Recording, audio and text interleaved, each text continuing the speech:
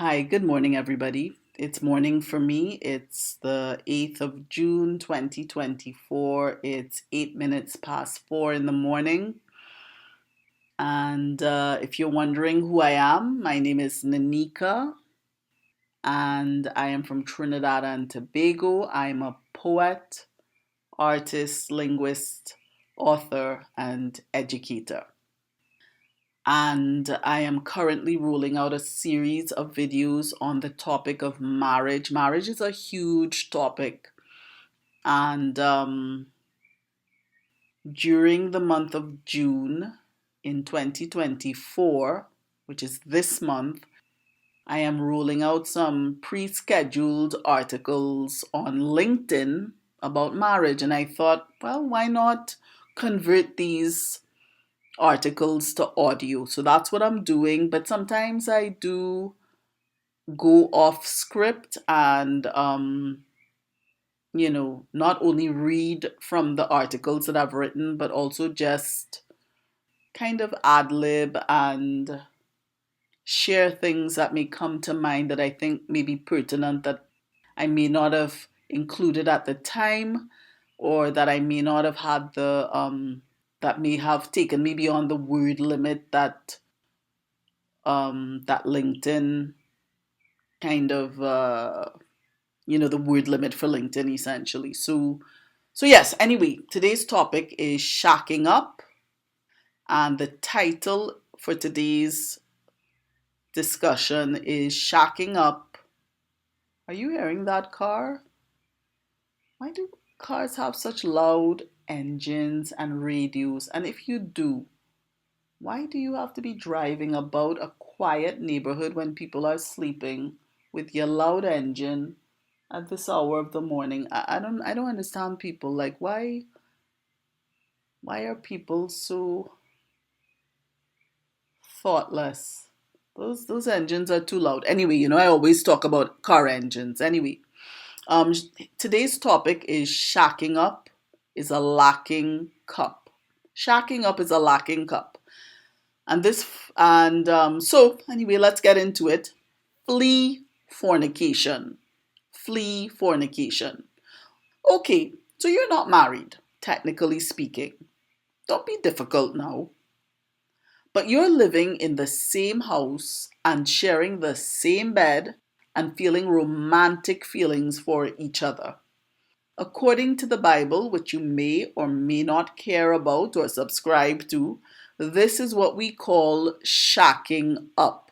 You want to, well, I mean, the Bible doesn't necessarily use the word shacking up, but what I mean is the Bible would not define that as marriage. Sometimes people are shacking up with somebody and they would say that that's their wife or their husband. But the Bible would say, by definition, if you're shacking up, the person you're with may be your partner, but technically speaking, they can't be defined as your wife or your husband. So let me continue. You want to test drive the car before you buy it, as Dr. Jordan Peterson puts it. And I guess this is just generally what people see. So I don't think it's necessarily a Dr. Jordan Peterson ism, right? Anyway, you want to sample the flavor. This is me now, I came up with this. You want to sample the flavor before you buy the whole tub of ice cream. You want to have your cake and excrete it too if things go south. Here's the thing. Some water. Here's the thing. If it turns out that one of you decides that the flavor wasn't all that, and you're going to leave that tub of ice cream, on the shelf in the grocery where it belongs, with a couple spoonfuls and mouthfuls missing, by the way, you will feel robbed, though you would have actually robbed the supermarket.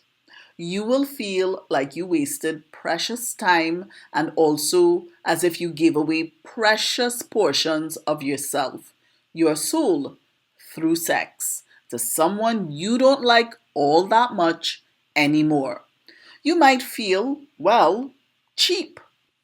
But let's say there is a fairy tale ending. Church bells ring, piano strikes up, here comes the bride, here comes the bride. Guests ooh and ah and wipe tears from the side of their eyes. The flower girl sprinkles rose petals. You walk down the aisle, you say, I do. Now kiss the bride.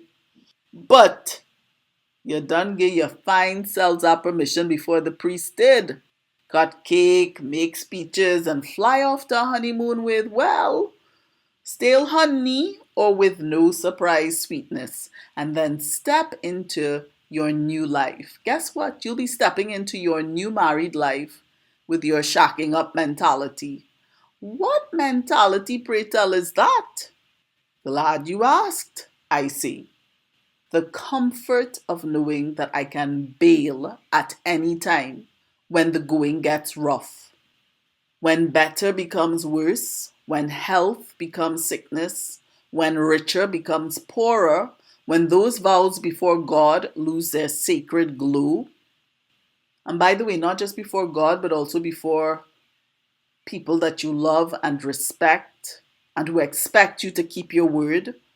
When you realize that loyalty is not your strong suit, even though two souls had shacked up as the reigning king and queen of hearts, statistically, couples who shack up have a higher probability of failure in marriage than those who wait.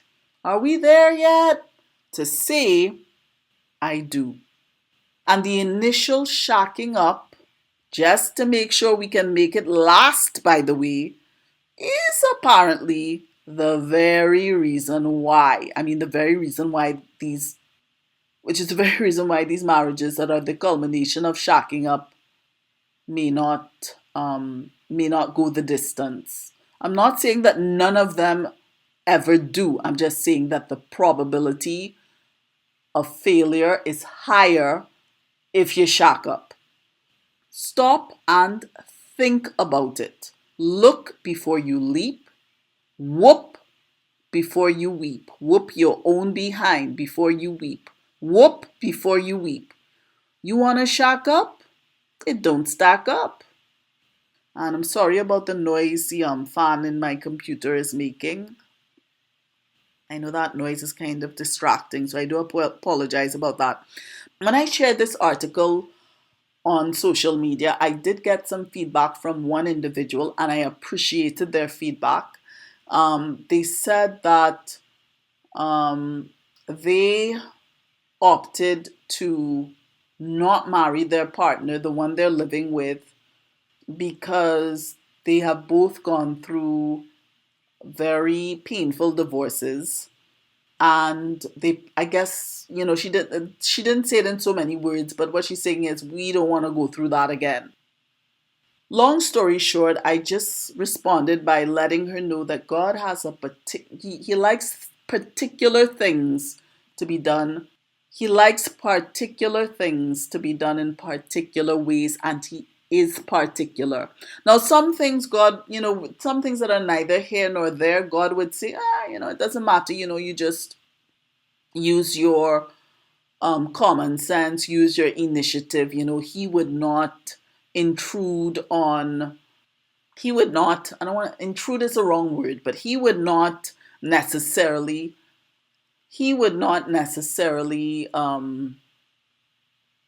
view those as monumentally earth-shattering things, right? But when it comes to marriage, something that is central to why God created the human race in the first place, and the fact that marriage is a picture of one of the beautiful things God would like to do for his son, Jesus Christ, which is to,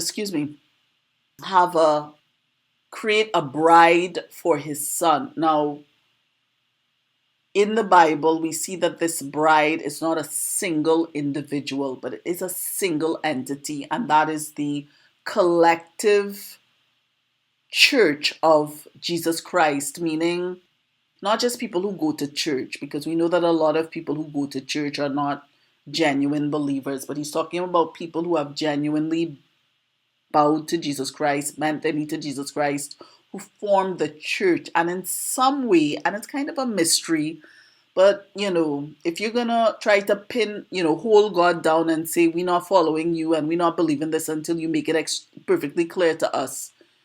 You say this to the God who created the universe, who created you in your mother's womb, who is God and can do whatever he likes. And thankfully, he's a good God. So he's a God that we can trust. But to go to God and say, we demand that you make this comprehensible to a human mind. I mean, that is real presumption. That is what to call that? That is presumption in the extreme, right? And so, not that God has a problem answering our questions, but don't have the temerity to demand that God do things in a way that you find comprehensible. That is real presumption. Anyway, marriage is central. It's a central theme in the Bible, and it's not an arbitrary thing. And God designed marriage to be beautiful. And when we get married and start building marriages and investing in our marital relationships, God really wants us to create beautiful pictures of what marriage can be like, because it's something that's very dear. It's something that's very dear to God's heart. And so shacking up does not paint the picture of commitment, loyalty, covenant that God wants us as human beings to associate with marriage. And what I said to this individual is, to this person, really lovely person as far as I know, from what I can see, never met her in person or anything, but has been a faithful follower for a long time, and I value her support, especially at a time when a lot of people have been very, um, people have not have for whatever reason, different reasons, have not always supported me publicly, so I really appreciate her. I really appreciate her support, and I really appreciated her honesty, her candor in sharing her experience. What I told her was, God likes some particular things to be done in particular ways, and he is particular. And while he understands the pain that herself and her partner have gone through, what he would probably say is, if you do things my way, it will go well with you in the end. If you don't do things my way, I'm kind of adding some stuff here. If you don't do things my way, even though in my heart of hearts, in my heart of loving hearts, even though I may want to bless you, show you my favor, I cannot pour the best of myself into something that is not built according to my specs. It just will not work, and I cannot endorse that.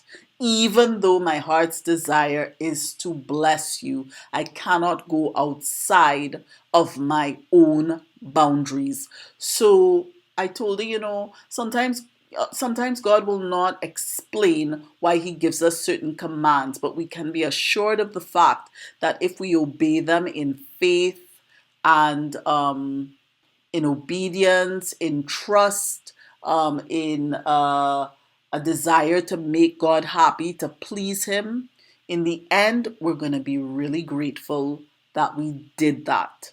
And if you do it grudgingly, I don't think that counts. It has to be willing obedience. And I told her, I think at the end of the day, God would tell you, yes, I understand your pain. I understand that you don't want to be hurt, but do things my way and just trust me. Trust me to work everything out, even to heal the grief, the pain, the loyalty is the trust issues, the trust or mistrust issues, But to me, if you've been shacking up for a while and you live together, you're not married, let's say it's been a long time, what's so difficult about making that commitment? What would make things shift if you simply say I do? What would make things shift? You know?